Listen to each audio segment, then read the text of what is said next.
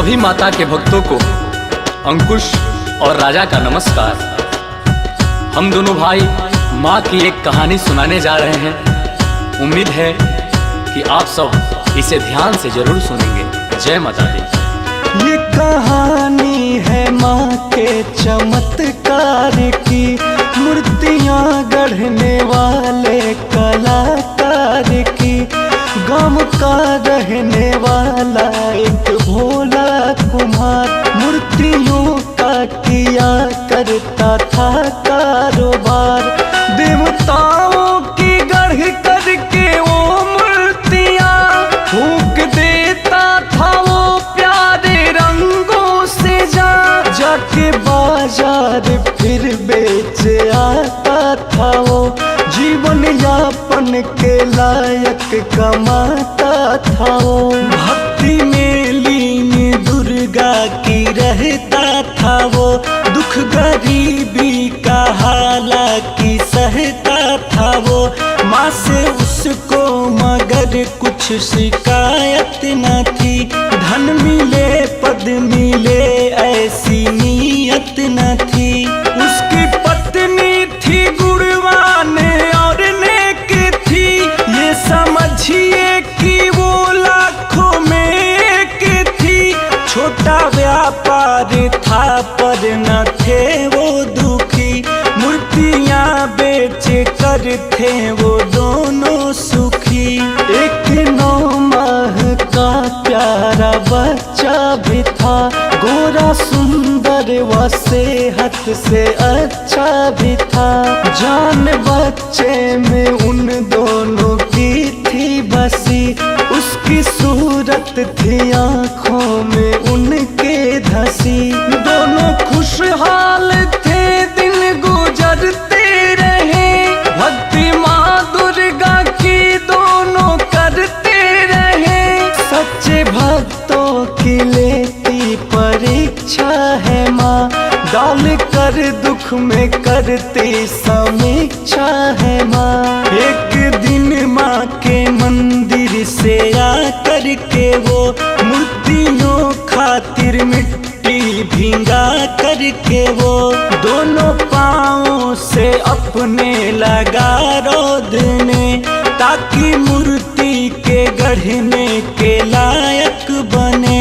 व्यस्त पत्नी भी खाना बनाने में थी, घर में पत्नी का अपने निभाने में थी। आगे क्या होगा इसका ना आभास था, बच्चा सोया हुआ था वहीं पास था।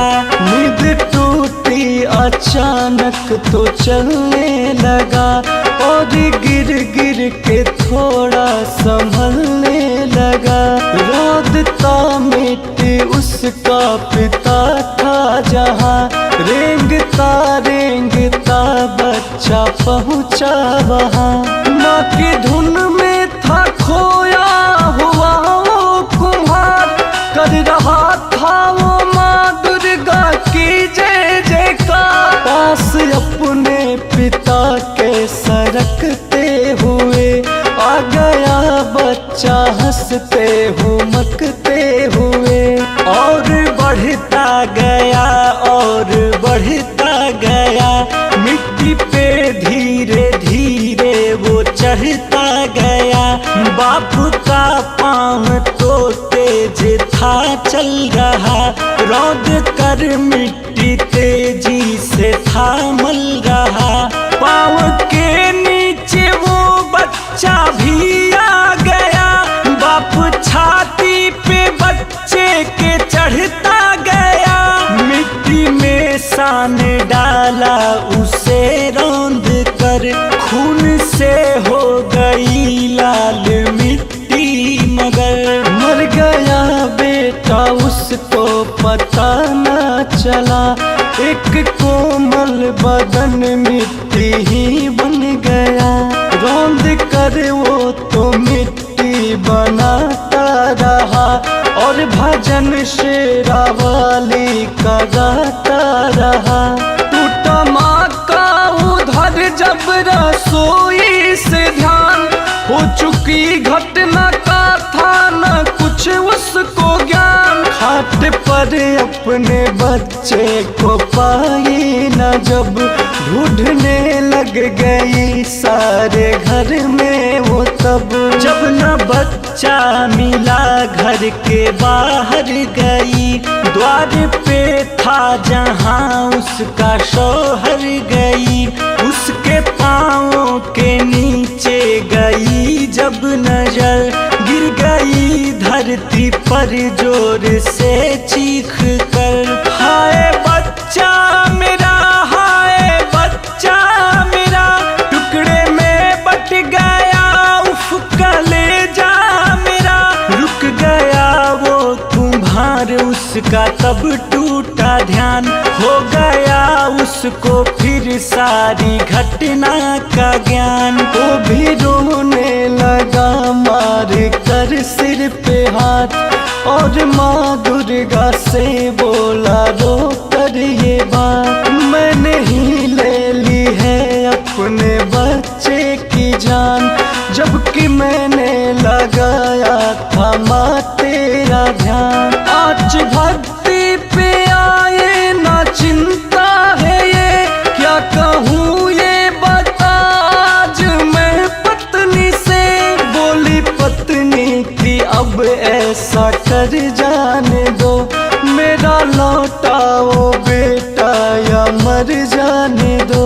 माँ प्रकट हो गई उनके पास आ गई, लाल जो मिट्टी थी अपना रंग पा गई। शेरा वाली ने अपना दिखाया प्रताप, एक मूरत बनी मिट्टी में अपने आप। बच्चे के शक्ल से मिलती थी हूबहू, कर दिया फिर उस मूरत ने चलना शुरू। यानी कि जिंदा बच्चा था वो हो गया, हो गए खुश वो दोनों करिश्मा हुआ।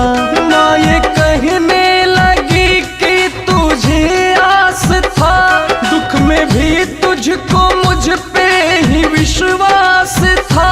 पति पत्नी गिरे पाँव पे खुश हुए, शेरा वाली से ये दीप कहने लगे।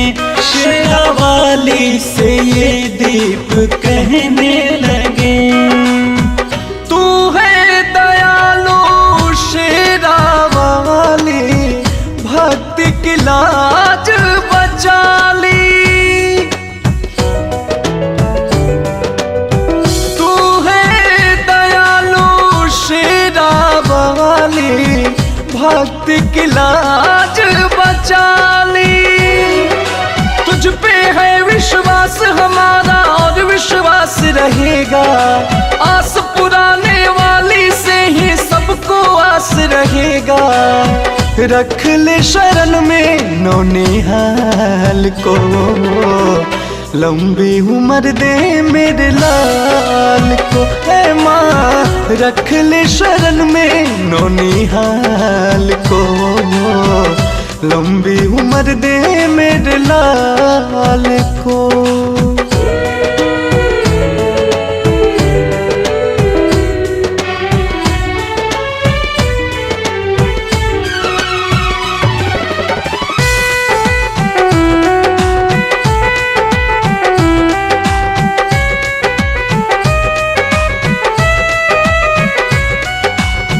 हम हैं मैया भक्त तुम्हारे, आते रहेंगे तेरे द्वारे।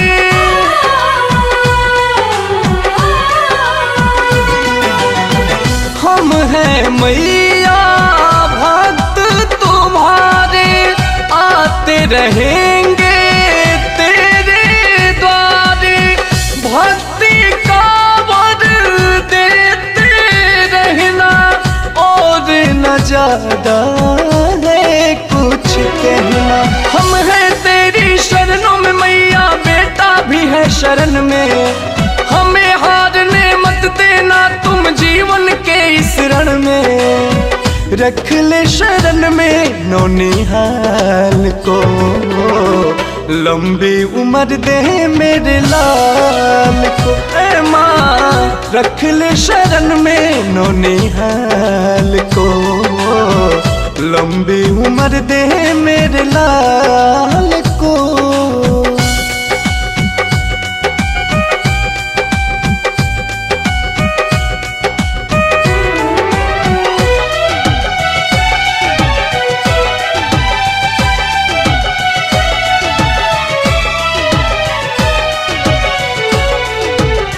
बहुत दयालु बहुत निराली तुम हो, अद्भुत शक्ति वाली।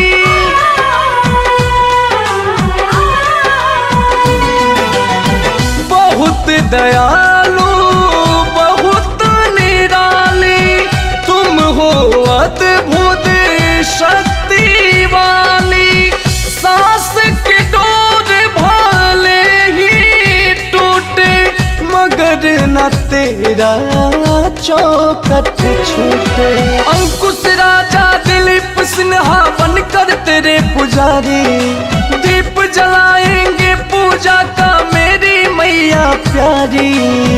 रख ले शरण में नौनिहाल को, लंबी उम्र दे मेरे लाल को, ए माँ रख ले शरण में नौनिहाल को। लंबी उम्र दे मेरे लाल को।